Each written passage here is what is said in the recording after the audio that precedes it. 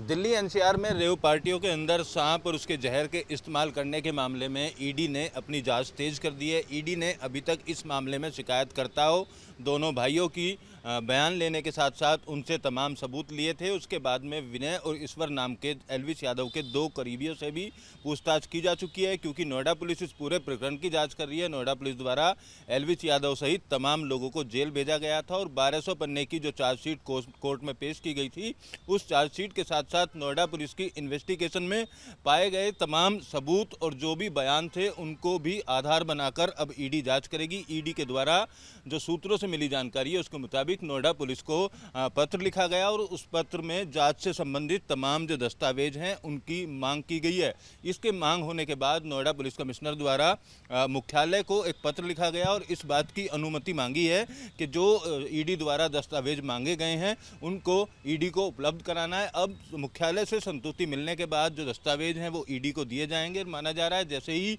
इस केस से जुड़े तमाम दस्तावेज ईडी के पास पहुंचेंगे उसके बाद एलविश यादव और अन्य लोगों से भी ईडी पूछताछ करेगी, क्योंकि मनी लॉन्ड्रिंग के तहत ये केस दर्ज किया गया था। ऐसे में पैसे कमाने का स्रोत क्या क्या है और जिस तरीके से सांप, रेव पार्टी और तमाम नशीली चीज़ों का जिक्र इस पूरे केस में किया गया था, उससे जो पैसा कमाया गया था वो किन किन बैंक खातों में डाला गया, किन किन लोगों के साथ मिलकर उस पैसे को कमाया गया, इस पूरे नेटवर्क को इस्टेब्लिश करने के लिए ईडी द्वारा अब नोएडा पुलिस से चार्जशीट सहित तमाम सबूत और बयानों की जो कॉपी है वो मांगी गई है। माना जा रहा है अगले हफ्ते तक ईडी को ये तमाम जो सबूत हैं वो नोएडा पुलिस की तरफ से उपलब्ध करा दिए जाएंगे और उसके बाद एलविश यादव और अन्य लोगों से पूछताछ होगी।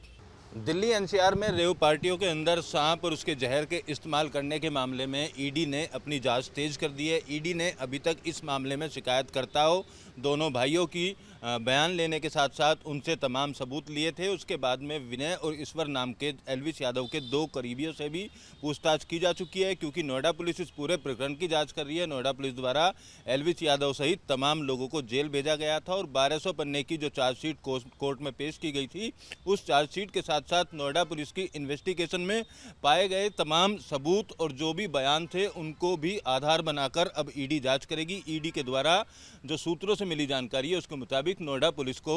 पत्र लिखा गया और उस पत्र में जांच से संबंधित तमाम जो दस्तावेज हैं उनकी मांग की गई है। इसके मांग होने के बाद नोएडा पुलिस कमिश्नर द्वारा मुख्यालय को एक पत्र लिखा गया और इस बात की अनुमति मांगी है कि जो ईडी द्वारा दस्तावेज मांगे गए हैं उनको ईडी को उपलब्ध कराना है। अब मुख्यालय से संतुष्टि मिलने के बाद जो दस्तावेज हैं वो ईडी को दिए जाएंगे। माना जा रहा है जैसे ही इस केस से जुड़े तमाम दस्तावेज ईडी के पास पहुंचेंगे उसके बाद एलविश यादव और अन्य लोगों से भी ईडी पूछताछ करेगी, क्योंकि मनी लॉन्ड्रिंग के तहत ये केस दर्ज किया गया था। ऐसे में पैसे कमाने का स्रोत क्या क्या है और जिस तरीके से सांप, रेव पार्टी और तमाम नशीली चीज़ों का जिक्र इस पूरे केस में किया गया था, उससे जो पैसा कमाया गया था वो किन किन बैंक खातों में डाला गया, किन किन लोगों के साथ मिलकर उस पैसे को कमाया गया, इस पूरे नेटवर्क को इस्टेब्लिश करने के लिए ईडी द्वारा अब नोएडा पुलिस से चार्जशीट सहित तमाम सबूत और बयानों की जो कॉपी है वो मांगी गई है। माना जा रहा है अगले हफ्ते तक ईडी को ये तमाम जो सबूत हैं वो नोएडा पुलिस की तरफ से उपलब्ध करा दिए जाएंगे